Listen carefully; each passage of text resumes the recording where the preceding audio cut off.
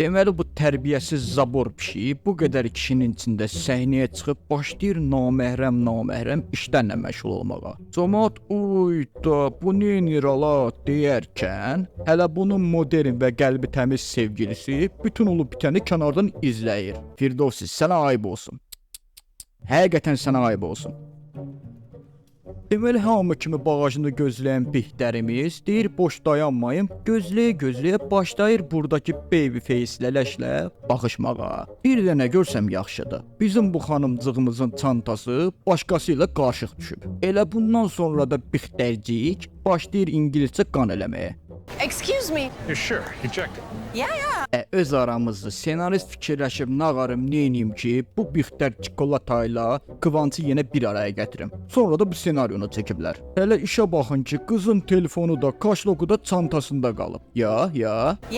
Yox bir keçəl qızın hörükləri. Sən canım biraz daha kreativ olun da nə olar. Bezlik ta belə ikonik belənçinə senaryolar görməkdən. Nəysə bunlar da çantanı götürən adamın ünvanını öyrənib gedirlər onun dalıyca. Soruşsaz ki bəs oğlan niyə gedir? Qız tək gedə bilmir. Nəmi vallah mən heç özüm də bilmirəm. Nəysə axır ki gəzə gəlib girlər bir dənə Çin dükanına. Nəm olar deyir, bular deyir, axırı Çinli qadın qayıdıb deyir ki, yoldaşım falan oteldədir, çantanız da böyük ehtimalla ondadır. Hər tərbiyəsiz zabor pişiyini yoldan çıxarmağa çalışan bir tərbiyəsiz küçə iti olduğu kimi bizim bu Kıvanç da başlayır bu çikolata bixtəri bişirməyə. Nəm bəlkə qaqaşın isti çikolatadan xoşu gəlir. Axşam olur, gəlib bunlar da çıxırlar həmin otelə. Hələ tərsliyə baxkinən ki, həmin Çinli adam burada da yoxdur. Deyilənə görə sabah gələcək. Axşam gec olduğundan bunlar həmin oteldə hərəsi özünə bir dənə otaq tutub gedirlər yatmağa. Uy, bir də görürəm bunlar yatmayıb gediblər barda vurmağa. İçə-içə də başlayırlar dərdləşib münasibət qurmağa. Ağ gedir, qara gedir, bu söhbət hara gedir deyirdim ki, bir də nə öyrənsəm yaxşıdır. Bu tərbiyəsiz pişiklərin ikisi də Akazvasa subay deyilmişlər, ikisi də evlilərmiş. Ya.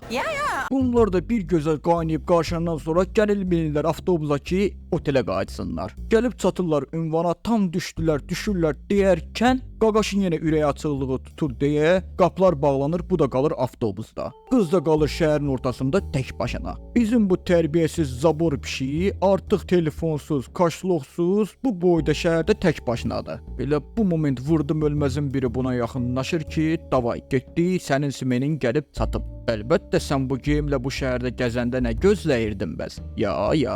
Elə bu moment bizim qəhrəman bu lələş kənardan çıxıb başlayır qızı xilas etməyə. Buna görə də güclü dava düşür. Bunlar boğuşanda qız nə səs çıxardır deyirsənsə... O da kənardan belə səslər çıxardır. Nəysə ovşum güclü boğuşmadan sonra bizim bu lələş qızı xilas edib çıxardır oradan. Bundan sonra onsuz da Avropada deyib başlayırlar şəhərin ortasında otlamağa. Otlamaq deyərkən yəqin bilirsən nə deyirəm.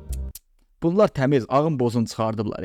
Vovşum otlayıb qutarandan sonra Leypoyolular başlayırlar şəhərdə andrabadi hərəkətlər eləməyə və beləcə də yaxınlaşmağa. Bundan sonra işi daha da poxlayırlar, gəzə gəlib girirlər o kluba. Yəni qadınlar çıxırlar burada, hətələm işlərlə məşğul olurlar. Kişilər də oturub bunları izləyir. Ümumiyyətlə bu səhnə heç xoşuma gəlmədi. Yəni çəkilməsə də olardı. Nə də olsa türklərdə belə səhnələr görmək biraz nenormalni görünür də bizlərə. Təsəvvür edin dostla, tanışla oturub film izləyirsiniz. Birdən belə bu absurd səhnə girir ortaya. Hələ bu patlıcana bax, oturub burada olub bitəni izlədikdən sonra qızı gətirir burada başlayır nanay eləməyə. Elə bu nanay sabahsı günü nə öyrənsəm yaxşıdır. Sən demə bunlar elə bir-birləri ilə evlilərmiş. Ya.